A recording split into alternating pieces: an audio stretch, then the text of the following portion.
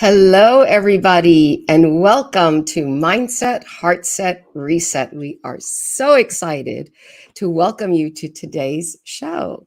So, Mindset, Heartset, Reset, if you haven't joined us before, is a live weekly show. We have it on Tuesdays at 9 a.m. Pacific Time, 12 p.m. Eastern Time, 5 p.m. GMT, 6 p.m. CET, Central European Time. And we're always live. We live stream to our own private viewing room, to YouTube, and also to Facebook. And in the future, who knows what else? Afterwards, the recording will be available. Our show, Mindset, Heartset, Reset, provokes introspection. We want you to start looking inward and asking yourself questions. We cultivate compassion on this show. And we really want you to come to a place where you feel that you are safe, but you can show your curiosity and start to have this beautiful exchange with others. The people that we bring on are fabulous thought leaders who are authentically sharing stories with you, strategies with you, the experience of years of their study and embodied wisdom. With all this, we're hoping that you're going to consider your mindset, connect to your heart set, and have the courage to hit the reset button on your lives and move forward in the direction that is authentically yours. We don't want you ending up with the number one regret of the dying. That is, I wish I'd lived a life that was true to myself and not one that others wanted for me. So by being able to have some time to have these exchanges, we're going to offer you an opportunity to really step in fully to your conscious being and find that place where your resonance is, and find the courage to bring forth your gifts and blessings and show yourself to the world, because we need you. So welcome, everybody. I'm super excited. Jacqueline, my co-host, Jacqueline Way, and I are here today to talk to you about love. I am Dr. Rowshanak Hashemiyoon. I'm a computational clinical and behavioral neuroscientist. I'm also the founder of Access to the Path. So what I do is transformational education and consultations. My work is with individuals and businesses. I help them become more purposeful, more prosperous, and really just I help individuals and businesses to authentically, as I said, show up and bring their best out. We optimize for life. We do it individually, we do it collectively, we do it to create a world in which all can thrive. Jacqueline, would you please be so kind as to introduce yourself and today's show? Absolutely. Good morning, everybody. I'm so happy to be here today. This is a very exciting show, and we're going to tell you about it. And actually, you know what? I'm going to dive right in. And Oh no! Let's talk about the show first. Let's talk about the show first, and then I'll tell you a little bit about myself, because it really ties into the show today as well, and it'll all make sense for everybody. So, one of our topics and one of our goals with this show is to really help people understand more about love. And love can be a complicated word in our world. And today, Dr. Rowshanak and I, we're going unplugged with love, because we're supposed to have a very special guest with us today. And unfortunately, she came down ill today. So we thought, well, we could cancel the show, or instead we could just, unplug the mic a little bit, settle in with everybody, turn on the fire, get a cup of tea, and literally riff on love, because that's what Dr. Rowshanak and I love to do, is talk about love in a different perspective.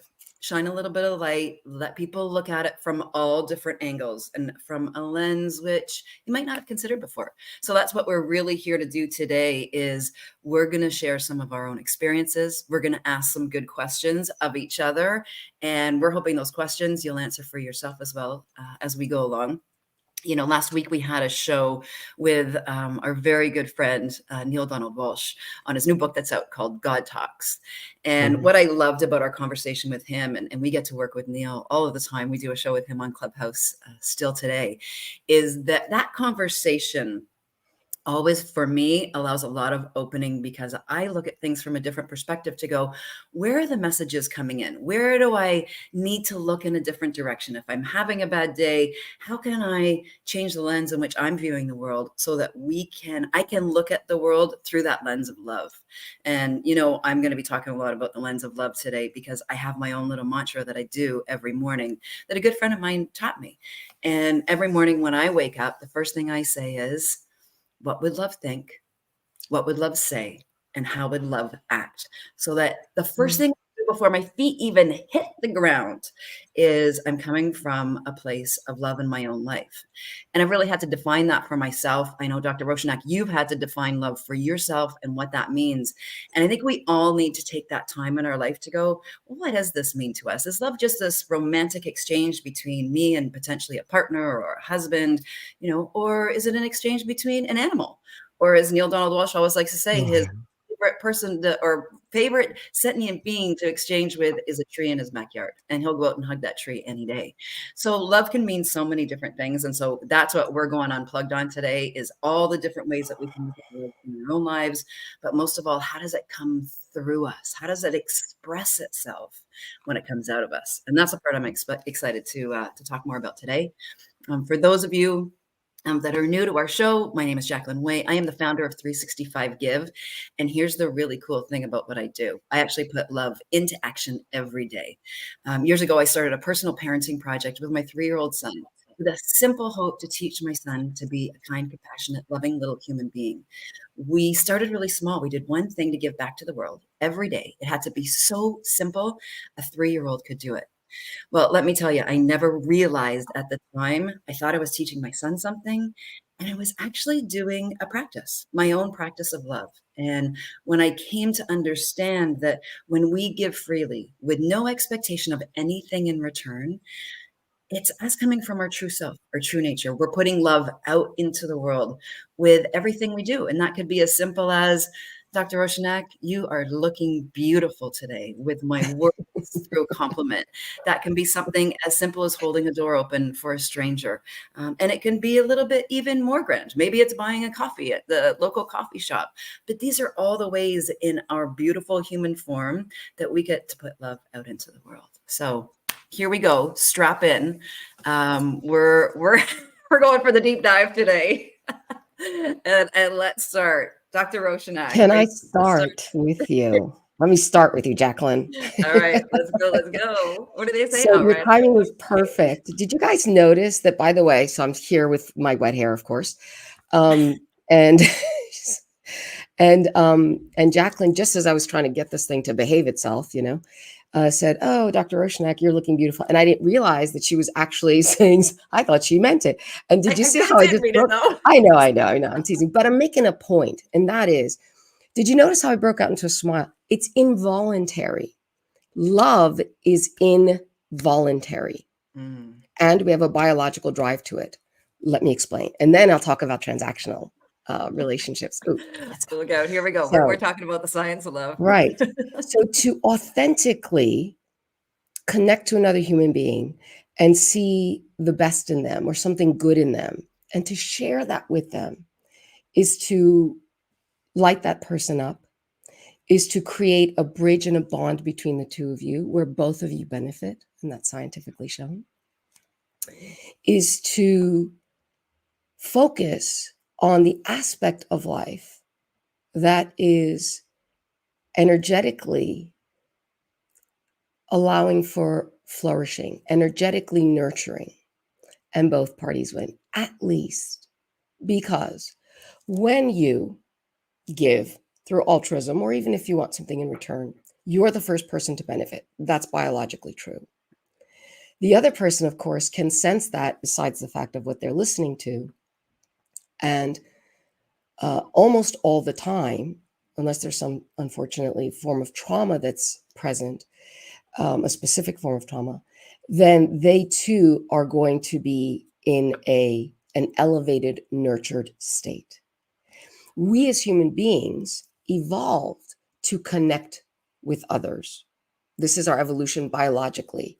We have differences in our neurochemicals and hormones that differentiate us from our closest relatives, which are the non-human primates. And those differences cause us to be affiliative in our behavior. And so many tests and experiments have also shown how our behaviors change when we're in a group. And I'm sure we've all experienced that. But the point is this, that when you choose love, what you're doing is choosing a state of connection, which is your natural state, which is a biological drive essentially as well. And I'll explain that. The second thing is that when you choose love and express it, as we talked about, through kindness, then you are giving yourself a physiological, psychological, and spiritual, emotional and spiritual benefit, a little boost, if you will.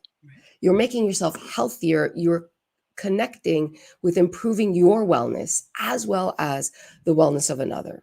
And we're all like dominoes. You know, when one thing happens somewhere else, we think, oh, well, that's over there. How many people thought in the beginning of the pandemic, when we found out that there was something happening in China, we thought, oh, well, that's over there, if we were in the West. And within 2 months, it was everywhere and everybody had to care. The world is very connected.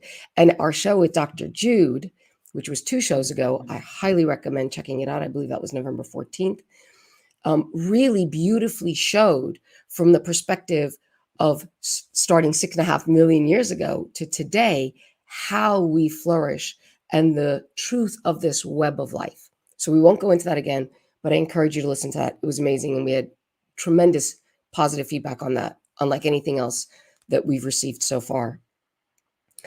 The second thing is that when you connect to love, what you're doing is bringing yourself into a state physiologically, biologically, where, and we live in such a stressful world, where you are decreasing your stress. You have a choice, believe it or not. You can feel things, but you can also choose how you will feel things. Our emotions, love is one of them, coordinates, I'll be a little bit scientific about this, it organizes our cognitive activity. In other words, like when you talk about decision making, you think, oh, I'm going to be really rational in my decision making. You know, emotions don't belong in our decisions. But in fact, you cannot make really decisions without your emotions. It's when you become emotionally overwhelmed that you end up getting emotionally hijacked and not making your best decisions, because what you're doing is going into typically a fear state. Ultimately, there's a threat somewhere. And it's uncomfortable and you don't want to face it. So in the short term, you soothe yourself, but in the long term, you may have to pay for that and suffer. So when we choose love, this stress state that can cause us to procrastinate and to make bad decisions, etc., brings us into a calmer state, because we all know about fight or flight. That's when we get stressed out and we go into distress. It's like putting your foot on the gas. And when you choose love, it's like putting your foot on the brakes. Your parasympathetic nervous system works with your sympathetic fight or flight nervous system. And so you bring yourself down. What's good about that? Well, when you go into that state, you actually become more effective, more productive. You feel better physiologically, you're healthier. And you can, if you have a problem that you're looking to find a solution, if you have an issue or a challenge, you now have a broader landscape from which you can receive information and connect with that information, because the brain's going to take that information anyway. But what's it going to do with it? For you to be able to connect with that so it can become usable, this is what happens when you're choosing love. Finally, love, scientifically and biologically and medically, is an absolute necessity to thrive. And in this case, I'm not talking about thrive just living your best life, but living at all. We see this everywhere, from premature babies all the way to adults who have, let's say, open heart surgery. We do best when we connect to love. It's important for our neurodevelopment, for our brain development. It's important for us to recover from some medical challenge. It's absolutely fundamental to our mortality, to our longevity, because of our telomeres when we get stressed out, how they respond. And that's reversible. So when you bring yourself into that calmer state, which is what love does, into that healthier state, you're increasing your longevity. And the longest and the most in-depth study on human flourishing, on whether you're going to live long and be happy and do well, is the Harvard study on adult development. which started in the 1930s and is still ongoing, multiple generations, and they've looked at everything. And the single most influential factor to happiness, health, longevity, success, all of it is good, stable relationships. And love brings that for us. So if we are authentically connecting to love, as opposed to the transactional relationship, which can become damaging, we could talk about that in a minute, then what you're doing is creating a win-win situation for yourself to improve your own life, to improve your condition, to improve the condition of another, whether that's a human or a tree, and to create a world in which all can thrive. And I think that's what we're all looking for right now. Jacqueline, what do you think about all that? Well, first of all, thank you. Because, one of the greatest understandings that I've gotten from you and also the work that I have done is when we begin to understand our biology. We here at Humanities Team, we talk a lot of the good spiritual, full on woo-woo, everything, behind the veil. But, we have to understand we can't bypass our humanness. That's not going away. We live in these bodies. And when you can understand, you can use your body as this tool to truly experience yourself. That's always the amazing knowledge that you give to me. And it reminds me, and you've said this before, I'm going to use this. This is your analogy. It's like your body's this car, right? Yes. And you can get into the car and you can drive it really hard. But, the better you feed it, the better fuel you give it, the more you take care of it, the more you understand how it works, then you get the ride of your life, right? You get to feel fully alive in your body when you understand how all parts of your body work. And not just from what am I going to eat, what am I going to consume in different ways, how am I going to exercise? But this part to me is everything. Because, when I'm listening to you, this is when you're in love, when you're feeling in that state of love, that state of your true self, you feel like you're in a flow state. I was literally talking to somebody about this morning, where you just feel like you can do absolutely anything. You can conquer the world. You can conquer what's at your table. You can get through your to-do list of life. And you can literally thrive. And that's the word that you started with today. You feel like you're thriving in your life, that this energetic force is almost flowing through you. And that's the experience. Well, it is, isn't it? Automatically. So it all of really a is. sudden, right, your body has kicked in to be the force. And then you have your true force of nature that's also running through you. But this is the fun part as well. And I'm going to have a couple of questions for you in a minute, Dr. Rowshanak. Oh, no. Here we go. At that same time, they call this the law of attraction. We can't avoid that, but I want everybody to take a moment and think about a time where you were in that flow state. You felt on top of the world, and whether you've actually put the 4-letter word love to it or not, because it's our natural state, it's our true state of being. What we know is that is, when you're in that state, that everything's flowing to and from you. It's not that it's just flowing out of you. Sometimes when we're in flow state, I think we think we're in this state of everything's just, going this way from you, but it's an exchange. And so my question to everybody who's out there is, when you're in that flow state, how easily does everything come back at the same time?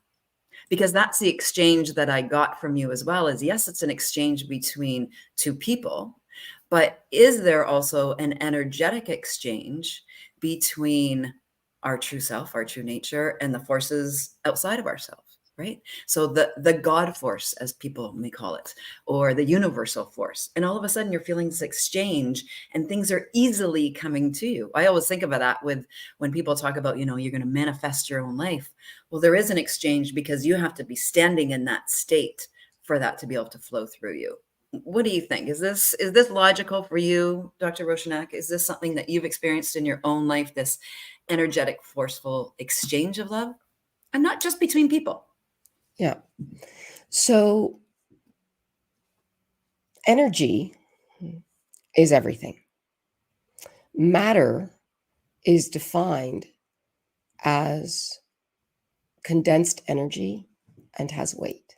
Well, here's the cool thing. Atoms are, or we once thought, were the smallest indivisible unit of our reality. And then we found that atoms have subatomic particles. And those subatomic particles, so the atom itself has a center, it's the nucleus. It's got these electrons that go around on the outside. And so it's got this really dense center. It's got protons and electrons. And it's mostly air. It's mostly space. Sorry, not air. It's mostly space, as these electrons whip around depending upon which element we're looking at. And then you go and you look at these subatomic particles, and you find that they are almost entirely space, and they weigh nothing. So technically, we have a problem in physics. How are we going to call it matter? So nothing makes up everything, you see? Energy, conservation of energy, cannot be created nor destroyed. Obviously, what can happen if it can't be created or destroyed? Turns into other forms of energy. Matter also, we have conservation of matter. And so what we really see is that when energy becomes condensed, as it were, when it contracts, it becomes matter. And when you look at our matter, this mortal coil, this body, you find that you have this central servo that runs everything. That's our brain. And the way that the brain works is by passing electrical signals from one cell, a neuron, to the other. So when you look at us and our energy, you can, on multiple levels, see that the heart and the brain are working, because the heart has these specialized cells that work like neurons. They're specialized muscle cells that work like neurons. And you can record energy coming out of us. You can record heat, which is a form of energy in our bodies. You can see when you get flushed. You can see when the blood drains out of your face, as it were. We know that when we walk into a room, we go, ooh, this place has a great vibe. Let's stay here. Or, oh, something bad went down here, you know? You can feel the energy that's being passed around. That also, the difference between, if you go to the hospital, there's a patient, and that patient may have a very severe and serious problem. And it's called coding, when the patient's heart stops, when they flatline. And so everybody runs to try to help this patient, this human being, to save their life when they code. And the first thing you do is you take out the paddles and you juice them up. So it's, you see it on TV, and you give them electricity to start their heart, to get their life force going. And if you're successful, great. And if you're not, the doctor calls the time of death. But that person, that body, structurally has not changed. Nothing has changed in that body. Structurally, all those parts are still there.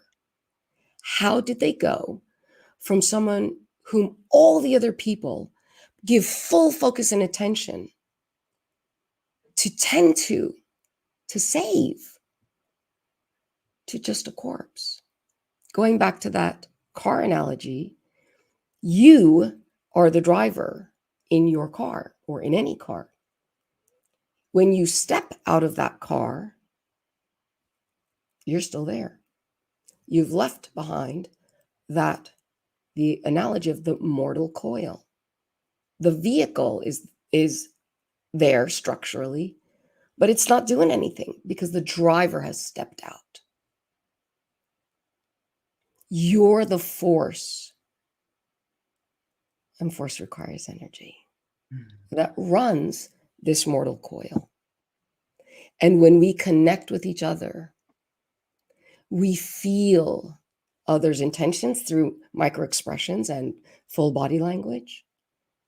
But there's also an energetic exchange that cannot be denied, that flows between us.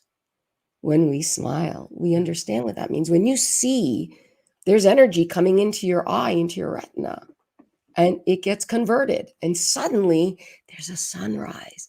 There's Jacqueline Way's beautiful smile. There's all of you out there There's the laughter of a child and the way that they look and what you hear, sound energy. We can't help but exchange energy with our environment. And that energy is life. And if we connect to that through the highest form of energy, which is love, then we are fully engaged with life. How's that for an answer? I think that's a good answer. I think that's a great answer. And this is the understanding. This is when we can start to look at love differently in our lives. I was watching this. I keep coming back to this. I'm a sucker for Christmas movies. And I like to watch Christmas movies because what I don't like to watch is the news these days. Not because I don't like to be informed, but what I know is that the more negativity that we consume, the more it affects every part of our body. And so I try to avoid as much of the news. I stay informed to the extent that I need to. And then I go sometimes, especially at night before I go to bed, I'll watch something absolutely ridiculous to just be happy, feel the love. It's like going and watching those great, I have an amazing organization I love to go and watch, Bright Vibes Media, and they do nothing but feel good videos. And it's about people doing good things in the world.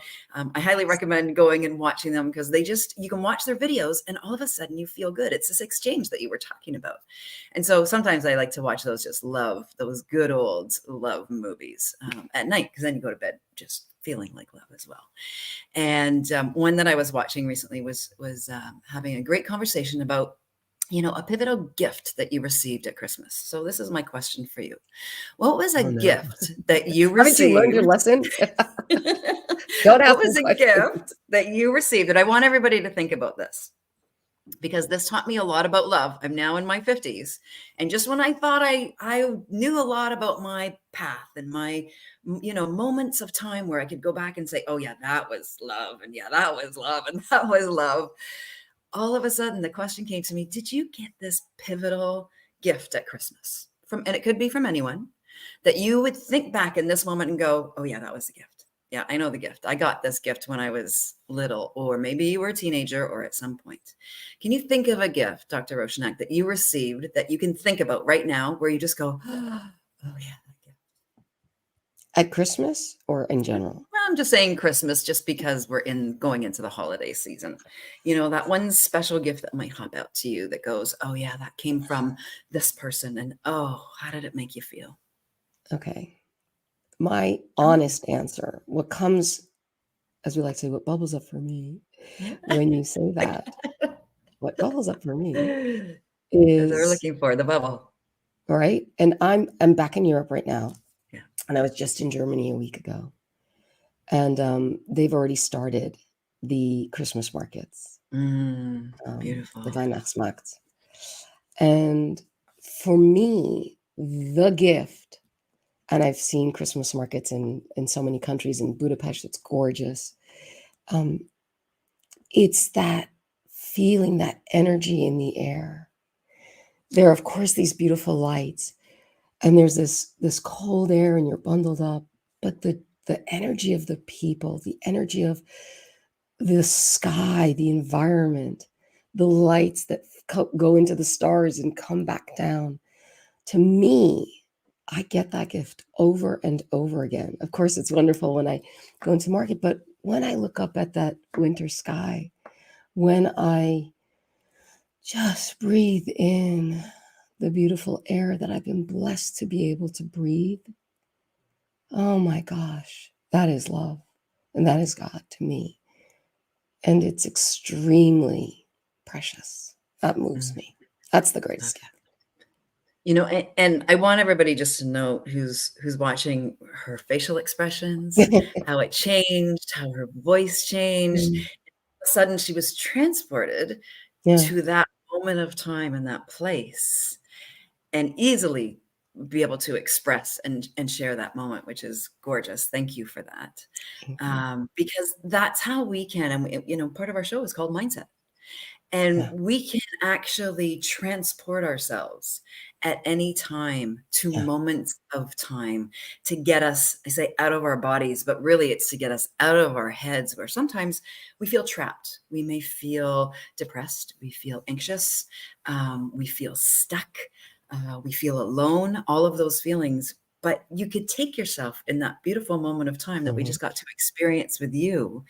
And for everyone that's here with us right now, what's your moment of time? What's that special moment, whether it's over the holidays? And listen, I know holidays trigger people a lot, but I think that we can all find this moment. And I shared this when I was listening to this movie. I had instantly got this hit for myself. And I was 3 years old, and my father, he gave me a teddy bear. Well, the teddy bear was, imagine a 3-year-old, so not, not so big, was bigger than I was. So when I hugged this bear, and I have a beautiful photo of it on my phone right now, and when I hugged this bear, that was love. And this gorgeous picture of, my dad's behind me, and I'm sitting on his lap, and I've got this bear that I'm just wrapped around. I should have brought it out. I still have this bear. I kept that bear for over 50 years now. I've given it to my oldest son. It sits in his room. And what we have both experienced with this same bear was this understanding about unconditional love. My great thing about this bear, Intention. it Intention doesn't, of love. it doesn't, it doesn't say anything back. It's there for when you're having a bad day. It's the best cuddler ever. It'll wrap your arms around you, and all of a sudden you can experience this exchange with an inanimate object, literally. And it was such a beautiful reminder for me that, I got to experience true love, unconditional love, with this bear that I had put my attention and intention on when I was 3 years old. And then all of a sudden I went, oh, I did know what love was. And then I can take it to the next experience in my life, and the next experience in my life that takes me through and taught me, and continues to teach me right up until today, continues to teach me about the experience of love. And when we are given these choices to step fully into it, to fully express it, to fully be it, right? The difference between saying, I love you, and the difference between understanding I am love is a very different experience, But right? that's what you just explained. Right. That's what you How do we just create explained. that, right? How do we understand that? Listen, I love Dr. Rowshanak. I love this woman. She's my soul sister. I love this woman, but it's because I am love. Not because I love her. It's because it starts that I am love first. And I got to tell you, it's taken me a long way along this journey of life, and a lot of years. And it wasn't probably till this summer that I finally, because I used to go, I'm not love. I'm not perfect. I'm not so great. I'm not good enough. All of those things we say to ourselves, until at the end of the summer, I was literally did a post about this, and I was literally able to take a picture of myself and say, I am love. And I finally experienced all of it. And it's so beautiful when we get to do that and understand that self-love isn't, looking in the mirror saying, I'm beautiful, I'm perfect, I'm good just the way I am, right? It's that experience of knowing that if I can love Dr. Rowshanak and so many other people in my life so easily and so, with great intention and unconditionally, even on days we don't always get along, and we'll be the first to say that, right? But I know that I love her because I I am like love. to test this love, you Oh, guys. yeah, she does. Yeah, exactly, right? But today was a great test of love. We were supposed to do a whole show on love with a Yeah. love expert, right? Katherine Woodward Thomas, and she'll be coming back. We're Yeah. going to have her back. But instead we went, no, let's just talk about love from our own experiences in our own place, with the simple hope today that if someone, just something I say, something Dr. Rowshanak says, we can create a deeper understanding for your own journey, because your experience is never going to be mine, and mine's never going to be hers, and we're never going to say the same words. Sometimes we But do. sometimes we do. Lots of times we do. Or I'll just grab them out of your head, and we'll put them down on Right? paper, which is the best part, right? I say them before you even say them, and vice I versa. know. Right. And then we're flowing it, and it's a whole new experience. So that's one of my questions for everybody. And as we go through today, I want everybody to think about these questions is, first of all, Neil says this all the time is, who am I? Yeah. Who am I really? Like, what's the belief for you? I can't stand here. Listen, I've read every book. I've read all the Neil Donald Walsh books, the Wayne Dyer books, the list of every spiritual guru. I've read them all. But it wasn't until I experienced it for myself. Knowledge is an amazing tool, but you have to have the experience. So that's the first thing I had to understand for myself is, who am I really? And so I continue to ask myself that question because I think it evolves and it keeps changing. What's one you'd have for the audience today, Dr. Rowshanak, that we could throw out? So what I'm thinking as you're saying this, I don't know if you know this, everybody out there, but Jacqueline is one of the most listened to TEDx speakers. Not ever. on love, though. Not ever. And her talk is on giving and happiness. She is the love, happiness giving person. And I think that when we think about how it is that we find love and find happiness, it's that we find ourselves. We find the truth. Love is always there. To me, the divine is love. And so I always say capital letters, absolute values. That's the pure, complete form of love, which is the divine. And all we need to do is connect to that aspect of ourselves because we are divine humans. We have this very mortal human aspect of ourselves that's extremely biological and physical. And there's the other aspect of ourselves. That's that energy that runs us. Let's call it a spirit or a soul or your life force, which breath and life force in many languages, atma, atem, prana, ki, chi, depending upon which language you're using, animus, animated, us, right? When we're alive, animal. When we connect to that energy of life, that energy of the divine, that energy of truth, that energy of nature, then we are fully engaged with life. And we have our emotions, that's the biological aspect of ourselves. But how we respond to those emotions changes. We can be joyful even as we're sad. So the ocean has these waves on top. They change all the time. They come and go. But at the depth of the ocean is a stillness. In the storm, there is a center that is the stillness, the eye of the storm. And we can't control what's outside fully, linearly. We might think we control a bit. We like to think we can some days. We gotta let go of that one. We are controlling, right? Yeah, that's gotta go. But it's true. We have power, which we give away. We squander away what we were truly given with this divine energy, which is our power. And we trade that in for little scraps of control, which is an illusion. Right. And when we think about love, and you said, I love this teddy bear, or I love a person, let's say me or you, what that teddy bear, or what I, or what another person, or what a tree, or what a sunrise or a sunset or a pet,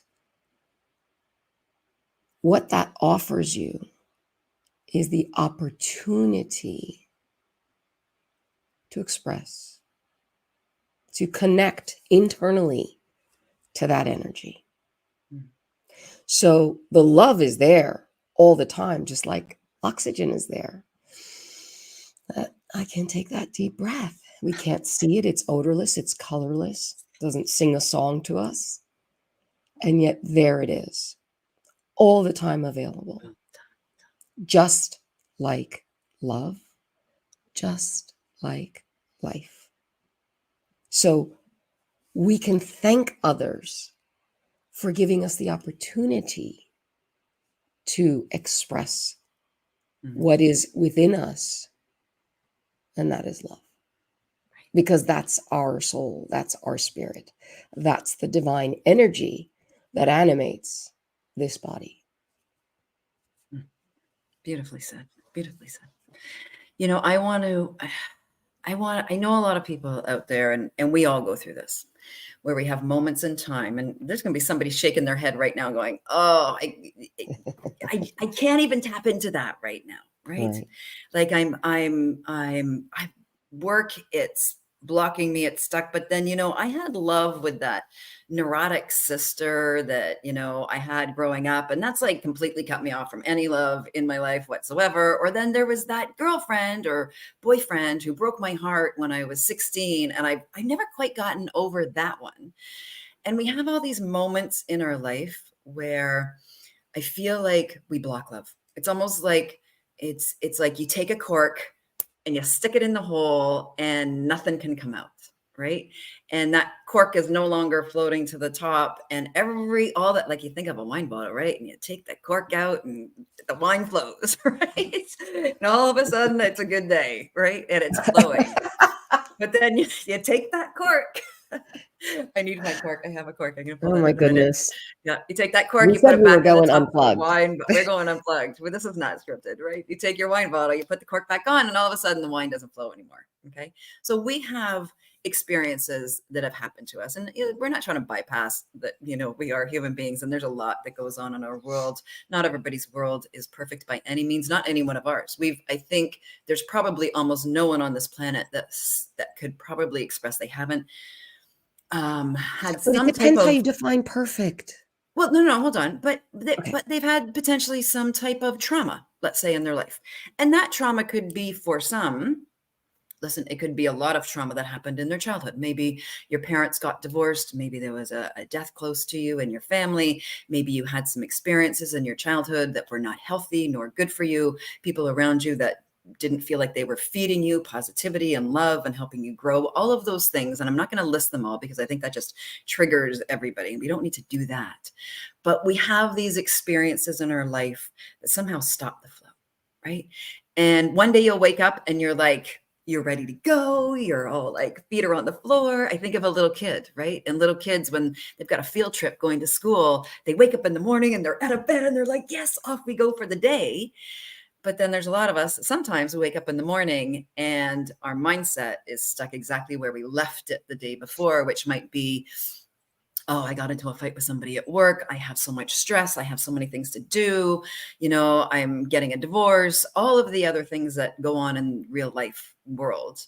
And that stops that flow. You don't even want to get out of bed. You just want to put the covers over your head and not go anymore. I feel like we all need to start creating practices. We need to have tools. We need to have ways in our own life that when you're starting to recognize how you feel, and you talk a lot about this, Dr. Rowshanak, it's the emotional intelligence, understanding how we're feeling right in any moment, in any given time in our life, and how we then begin to create this pivot. And this pivot to going from stuck in anxiety, stuck in my head, stuck in the voice that's going on, that's driving me crazy, to back to that true nature that you were talking about. And what I think for me, I've been understanding is it's not that things don't go wrong in my life. It's not that I don't get stuck in my head, but how fast can I create that pivot? And I'm realizing that as I understand not only my own emotional intelligence, but this concept of love that we're talking about today, that when I'm not feeling so good, I'm not feeling so happy, I crave going back to that state of love. And now I'll do anything to get back there. So for me, it might be, you know I can go for a run on the seawall. It connects me to nature. I'm down by the ocean. Some days I'll even just jump right into the ocean while I'm down there. And all of a sudden I feel that connection coming up through me again. And I'm back in the state.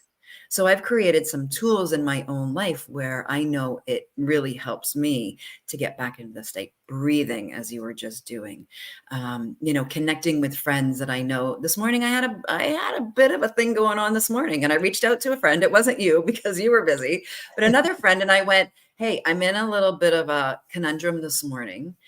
I need to know what you think about this." And it was the perfect connection that I needed, that I went, "Oh, those were the words." Like, that was the message, exactly what I needed at that time. And all of a sudden I went from going from a slightly stressed panic state to, I got this. Right. And it all shifted. So what are some of the things that you do, Dr. Rowshanak? You have a very busy life. You got a full business, all that goodness. We have a show that we do, like, it's kind of never ending, right? You travel like I've never seen anybody travel before. So Jacqueline's like, stop traveling. I'm like, I like to travel, but I like being at home too. Right? So you're very good at like changing and pivoting and all of those things. What are some of the things that you do in your own life? Because I think these are the tools that we're all going to have something a little different. What do you do to change your state of being when you're not in the state you want to be in? So a couple of things that I think are important to preface. We're not talking about toxic positivity. We are not saying, I'm not saying, and I'm sure you're not saying this either, Jacqueline, that you should always try to be happy and make everything great in this superficial way that we define great and happy. Joy is something, the way I define it, that is like love. I would use a capital letter to bring it into that state that connects to a divine truth, a love. And I've experienced that. I've had the extraordinary blessing of being able to experience that full, pure love. And it is incredibly overwhelming. It is so overwhelming. Your body can't hold it. It's just insane. And it's imagine the most in love, best, happiest, ecstatic you've ever felt, and multiply it many times. So, and that state is beyond, I'm just going to leave it at that. It's just beyond. No words to describe it. Right? You never want to leave that state of being, like, ever. Never. I don't know. Sometimes I feel like, then you're floating and you get nothing done in the day. Yeah, it's not. And that's why I said we're humans and divine. Exactly. Because as long as we are incarnated, that means in this body, in this carnal being, then I believe, are meant to be here and are doing something with that. Mathematically speaking, the likelihood, the possibility, the probability, the mathematical statistic viability of your existence is essentially zero. Pure math, essentially zero. So much so the mathematicians are like, yeah, it's zero. That you were born is so infinitesimally small, and that you are at the age that you are, add that on top, you have a greater chance of hitting like a $3 billion lottery over and over and over again. Every day is a win, right? Every day is a win. So we're here intentionally, by design. And whatever it is that you want to do with that is up to you. You have a responsibility while you are here to be this human being. People I call it the human bypass. They try to bypass their humanness to get into some spiritual state thinking that will solve all their problems. They'll never feel bad again. Everything will be perfect. I'll just be in love. You're here as a human. Guess what? Keep trying that. It doesn't work. Right? Keep trying. Doesn't work. So this bypassing is denial of you. And That's just nonsensical. You have two aspects to your being, and one of them is human. So toxic positivity, that's not you being fully human. That's lopsided. That's distorted. That's distortion. That doesn't serve well. What we can do to feel our feelings, but not be dysregulated or hijacked by them, for example, and science has now, Western science has caught up with what has been evidence-based truth for a long time, and that is meditation.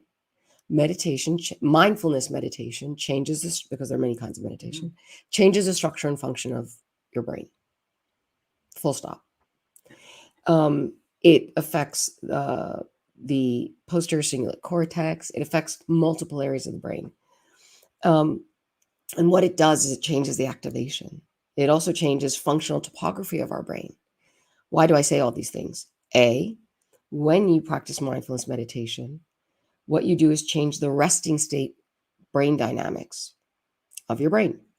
That means the way that your brain doesn't turn on and off, it's always on. And the dynamics are the way that it's acting all the time, which changes. And resting state is self-explanatory. So those resting state dynamics very reliably will dictate how you will respond to what we call affective stimuli, something that affects you, could destabilize you. And when you practice mindfulness meditation, you are not so destabilized by these affective stimuli. You still feel your feelings. You just don't become so dysregulated so quickly. Hopefully not at all.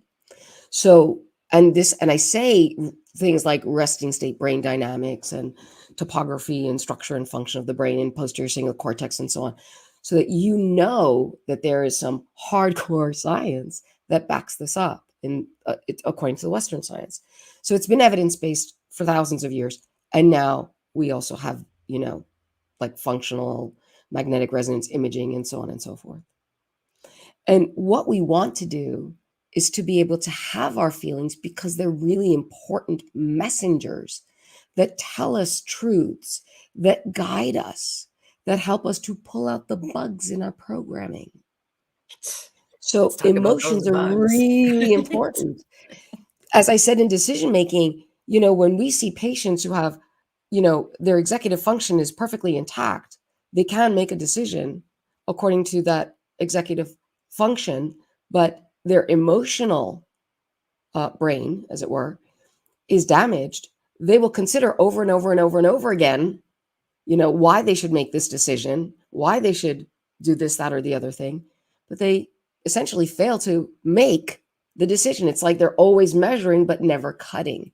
Our emotions help us define life, define ourselves, find the truth, and not just the story that we internalized and decided was a fundamental truth, but isn't.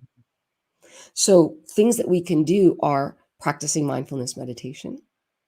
Things that we can do, as I spoke earlier, when we talked about the autonomic nervous system with the sympathetic and parasympathetic nervous system.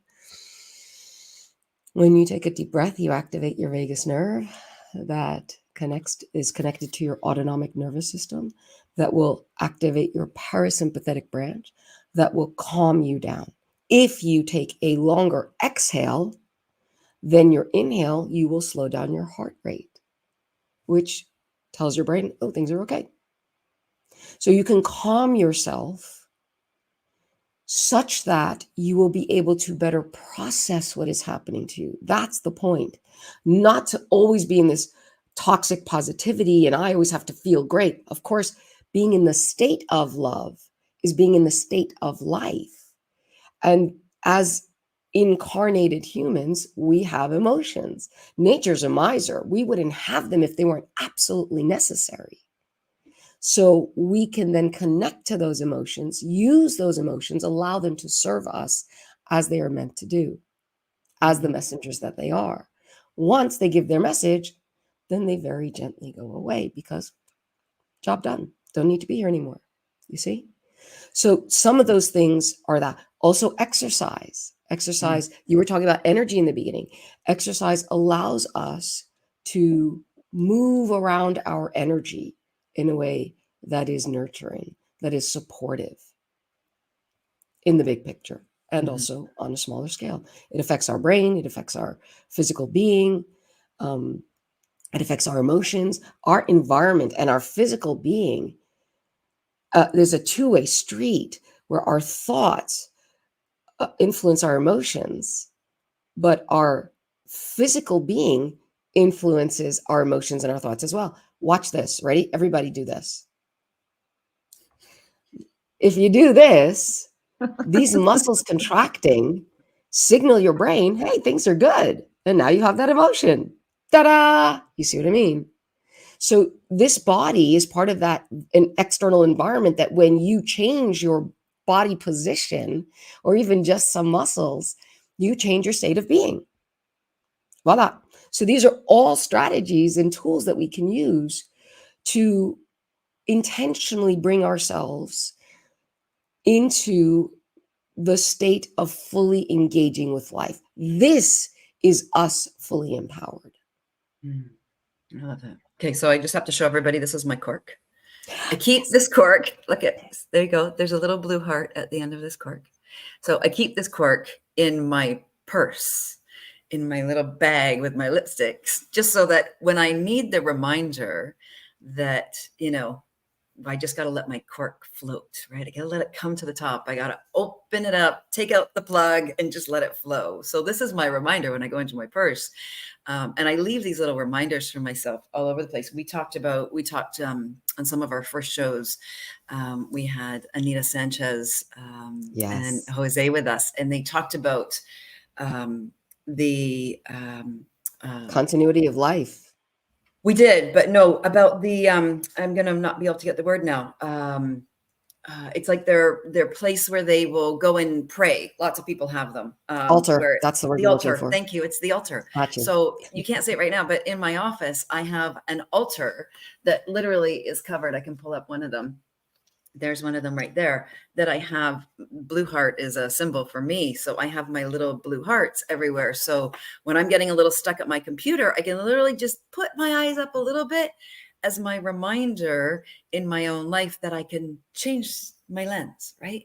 I can literally, and some days I do this, shake my head and go, just look another way, look in a different direction, because right there outside my window, when I see the birds dancing in the garden, that's love, right? It's actually right there if I want to see it, right? And I know on the days that I'm not feeling the flow through me, I know I need to change the lens in which I'm viewing the world. I even have a blue pair of sunglasses in the shape of hearts. Sometimes I need to put on, right? Just so I start looking at life through a different lens, because we all have those moments of time where, it's not about feeling happy and elated every second of every moment of every day. But you talked about joy, when you can find that underlining vibration that's just always with you, that you are always going to. I love that you reference our emotions as, I think of those as like our guidance system. So if you're having a day where you're really off, you're not feeling well, or a series of days, right? Let's be serious. Usually they run in a number until you turn it around. Could even run in weeks, sometimes months. That's our indicator, right? To me, that's your guidance system from the universe saying, hey, you're going the wrong way. Like, it's time to pivot. It's time to just turn and go in a different direction. You're on your path. You're not feeling great. You got to take a different road, right? You got to choose a different road until you start to feel better. And that's not going to happen because you held the cork in your hand and you gave it a rub and it's like a genie bottle and all of a sudden, poof, you feel better. It takes time, doesn't it? Kind of takes one step. I always like to think of it, it's one moment at a time. And most of you don't know this, but I'm actually a mom of 3 beautiful, amazing little boys. And one of the first times, I've never... Not so little, they're growing up. No, they're not. They're big. You're right. Well, they're always going to be little to me, right? Yeah. And Dr. Rowshanak knows the story. And if you're a parent out there, you'll know this feeling as well. My boys were all adopted. And I got them all as babies. And I remember, and will never forget, the first day, my oldest son, Nick, and going up to the door He was with a foster parent, and going up to that door, oh my God, I was so nervous. But I opened the door, and the foster mom literally, she didn't take a beat. She just took this beautiful little boy, had never seen him, didn't know if he had all his fingers and toes, didn't know what culture he was, the color of his skin, didn't know what religion his birth parents practiced, like nothing. And she just handed me this baby. And I've never experienced anything like that before in my life, because that was the moment that I already knew him, right? I had already had that time with him. I had imagined that moment. I had imagined taking him to school the first day. I had imagined how it would feel us playing in the park. And all of a sudden, this real live little form was in my arms. And I was just said, I've been waiting for you. Welcome home. And there wasn't, I didn't think for a minute. I didn't think he wasn't mine. I didn't think I didn't give birth to him. None of that ever crossed my mind. And I've done it over and over and over again now with lots of different kids. And it gave me this moment of time where I realized you can actually unconditionally love. And listen, I'm not saying he doesn't bug me some days. Some days we get under each other's skin, but it was the moment of time where I went, oh, that's love. That was love coming through me to another gorgeous little person. And it didn't matter, right? It didn't matter at all. Any of These the things, identifiers, right? There was when we look out into our world and we see the conflict and the separation and how we divide each other by all the different, I got long hair, you got short hair, blue eyes, brown eyes, all the things, tall, short, and we divide ourselves up and we divide ourselves up. But that was the beautiful moment of time where I went, oh my God, none of it matters. Like none of it matters. When you can unconditionally say to another human being, I'll love you forever, and know it, and throw yourself in front of a train for them. If anybody, I needed to, I would do that. And it was an eye-opening experience for me. That, wow, we really can, as human beings, we don't have to live the way that we live today. We all worry about the state that our world is in right now. And not so much of what you were talking about, the way that we're programmed from when we're kids, what we're told, what our parents taught us, what society has taught us, what the news has taught us, what school has taught us, social all media, of these things that have come from the outside in that have affected the way we view the world. But yet we know we have this choice. We can do it differently, right? We know we have this choice that we can choose a different lens in which we view and see the world and experience it. And, that's what I hope everybody today will take a moment and take another moment and another moment in their life, and moment by moment. Eckhart Tolle, right? The power of now. And he talks about this, it's a moment of time. And so how do we just be in this moment of time and say, which way do I want to look right now? Being present. Yeah. Okay. Being present right where we are, and not ignoring that I feel bad, but how do I begin to shift it? What can I do in my moment of time to start to shift it even a little bit? If I go from depression to hope, right?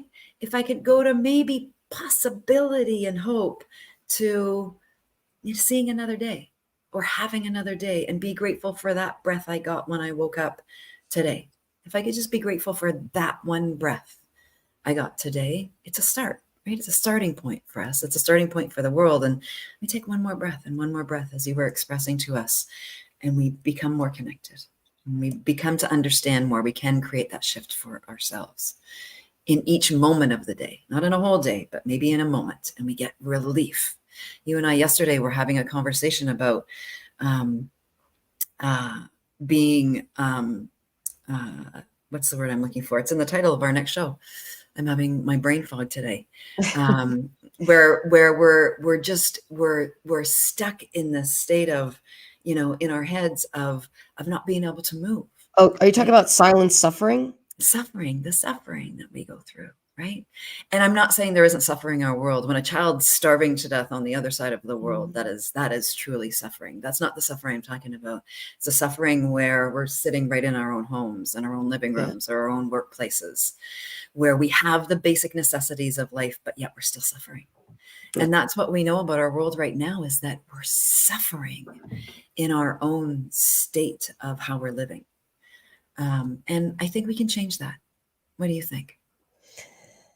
I think bringing it back to love and starting to wrap up, I think that we need to understand that love is, and I put it in the chats, love is a state of desire for flourishing. Love sees beauty. Love nurtures. Love is life. And that doesn't mean that you're always like, yay, rah, rah. That would lose its meaning, actually, if you didn't have You had these it all the time, dynamics. right? It's like having And ice we cream want all the dynamics. time. Humans Yeah. want variety. We want to feel things. We want to feel sad. We want to feel alone. We want to feel together. We want to feel so many things. But being in a state of love allows us to be fully alive and to choose well, even in the face of fear. Most importantly, in the face of fear. That's when you probably do need to choose best. The stakes are higher. Being in a state of love is being in a state of truth, is optimizing for your life, for your existence. Being in a state of love optimizes for your fulfillment. It optimizes for your achievement. It improves your condition maximally and helps to create a world in which all can thrive. I think, and I shied away from the word love for quite some time because it sounded so kind of girly and It's romantic. like the Hallmark moment, right? How do we get away Right? from the And marketing nothing wrong with Hallmark. moment? We need more of that. But right. But The I think, Christmas Hallmark movies, right? Or it needs are a you good listening, Christmas Hallmark? Hallmark movie. Right. That's our plug, and no, we're not sponsored by them. We are not in any way, shape, or form paid Yet. for or affiliated with them. Yeah, exactly. But the thing is that if we want to live our best lives, if we want to be joyous, if we want the world that we want to live in, then from every aspect of science and spirituality, you cannot do it without love. And it is absolutely essential. It is as essential for us human beings as is food, water, shelter. It is a primal need for us to thrive, for our brains to develop properly. We don't want, so first of all, that, but also nobody wants to be a hamster on a wheel. And when all we do is go from goal to objective, and I'll be happy when, and I'll be able to love when, and my life will start when, then either the goalpost keeps moving and when never comes, and then you die. That's awful. Or, as many of us have experienced, especially when you have very lofty goals, you get to when, and then you go, really? And it's very much of a letdown. It's very much of a letdown. You're like, okay, I did this. Now what? In medical school, and those of you who may be watching who are in that field, you study like crazy for your boards. And then you take your boards and everyone's kind of like depressed afterwards. Just like, you don't even know what to do with everything that you've been pouring into this one moment.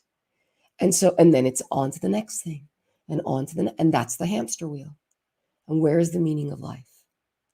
Love gives life meaning because love is the highest form of caring. And when we care, suddenly there is color in life. Suddenly it's not just a hamster wheel. Suddenly there are beautiful dynamics, subtleties, shadings, etc., variety. And love sees beauty. You can see the beauty. So it is absolutely fundamental to us living well and having all our emotions and all the gifts that we have, all of our five senses and then some, that we be in a state of love. That is being in love, not the romantic love, not the confusion and the expectation. We never got a chance to talk We never about it. got to Yeah, expectations. we didn't get to transactional relationships. You guys will have to tune in again for a Exactly. future We'll date. get there. Don't worry. But love makes us feel safe. Right. So when love is not tarnished in its pure form, when we're babies, it's not distorted, then we have a secure attachment. And pure love is present. We feel connected. We feel safe. So there's this biological drive for safety. So we know that love is a fundamental biological driver. Emotionally and spiritually, we seek for love. Where is love not in the necessity equation? It is an absolute necessity. And yet we don't talk about it, and we shy away from it. And we are more easily in a state of conflict and division because it protects us from vulnerability. Right. Isn't that We're the big one? afraid to be We're afraid to vulnerable. express. Yes. Like, So think of just one that. thing. Yeah. And so when we're talking about how we can interact with each other so that we do have this better world, we talked about tools and strategies. And next week, we have Sean Claffey joining us, who is the director of Americon, and we'll be talking about what are the different ways in which we get broken down and divided, and what our responsibilities are, and our awareness to bring us back into a state of unity and into a state of love, into a state of being that is healthy for all. And so as long as we are sort of fiercely protective of our fear of vulnerability and shame and unworthiness, then we're lost. Then we're lost. And we will never truly live, but we will certainly die. Yeah. It feels like that in our world a little bit right now. And that's why I'm saying this. So that being present to this state of love allows us to have the fear and the vulnerability and make the best choices for ourselves and, quote unquote, the other, that will allow us all to thrive. Beautifully said. I'm going to do a bit of a shameless plug for a minute. For the simple reason is I've partnered with a whole bunch of people from all over the world. Dr. Rowshanak is going to be part of this. Humanities Team is part of this. Heart Math Institute is part of this. Neil Donald Walsh is part of this. But we're doing a little campaign coming up in the next couple of weeks. And it's called, the hashtag is going to be All for Love. And we're doing a campaign for love. And it's to change the algorithm in our world. It's to change the algorithm from conflict and fear to love and compassion and peace. We thought there was no better time for people to come together from all over the world over the, holiday season, but over the month of December. We're going to be doing this a little later in December, and coming together just to share your own message of love. I think when we're given the opportunity to share our own voice, to be seen and heard with a message of love and for a message of love, it can change everything in our world. And it was one of my things I want us to talk about today is, can love actually change our world? And it can. Neil actually says this, that we could actually change the world in one day. Is that if we all came from a place of love, from our true nature for a day, every person on this planet, all 8 billion people, that in one day we would change everything, because now we're all standing in a different place. We can't hurt each other. We can't kill each other. We would help the people that are starving. We would help turn the lights on in places that don't have it. We would care for the people that needed it the most, because that's the state of love that we were talking about today. And that's what I hope for this world, and why I wanted to have this unplugged conversation today, because I know that if even one person takes one thing from our conversation today, whether it's implementing it in your own life, it's opening your eyes and heart to something different, a new perspective, a new way of looking at your own life journey, that if we can do that for anyone here today, that in changing one perspective, one person considering love in their own life, who they are, why they're here, how they can express love while they're here, that we've created a little bit of change today. I know it's changed me, because whenever I listen to this woman beside me the right way, I know it changes me, because it reminds me of this gorgeous body that I get to, live in and play around in, and to go be fully alive. Because that's why we're here, is to just experience that. So why not play with that? Why not make it fun? I'm not saying the days won't be bad, but let's play with that sense of being fully alive, fully present, fully in that state of love, so that this holiday season, we can go give it away. We're not looking Or for all the anything. time, Well, you not know just what? the Today's the holiday perfect season. day. For those Always. of you that don't Why not know, start now? today, right? Today's Giving Tuesday. So if you haven't heard of Giving Tuesday, today is Giving Tuesday. It is the biggest day of radical generosity on our planet. If you don't know what Giving Tuesday is, go out and take a look. It's your one day that we ask, that Giving Tuesday asks the world to go out and be generous with no expectation of anything in return. And then you know that today you showed up being love. And if you didn't know how to do it, or you weren't sure about it, now you know. Go be We all generous. know how to do it. Go give. We're born with Right? it. It's who we Yeah. are. It will be innately who you are, and you'll feel it. Yeah.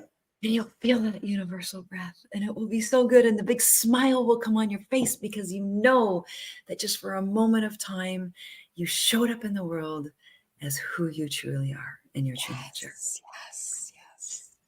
So That's a go. beautiful note to end on. Right. I love that. I love you, my sister. Thank you. Thank you for everybody that has been here today. Thank you for just letting us like riff on love today. We were so excited about this. There was no plan, no script, as you can see. We brought our corks, and we brought our hearts, and we brought our knowledge, and most of all, we brought ourselves for the sole purpose of bringing us all together. Thank you for everyone. Country Carpenter, we see you out there. Cody, Matilda, thank you all for being with us. Everybody on Facebook and YouTube here at Humanities Team. We're so Thank happy you to so have much for you joining as, us. having part of our family here on Mindset Heartset Reset. Mindset, Heartset, Bleh. Reset. That's easy Get for that out. you. Tell That's us we easy for can't me to talk say. anymore. Thanks so much, Erin. Namaste. Thank Let's you, do our one Deborah. thing. Appreciate you. Namaste. We're sending you love. We're sending you energy. We wish you a beautiful day on purpose. We love you. Bye. Bye for now. Love you.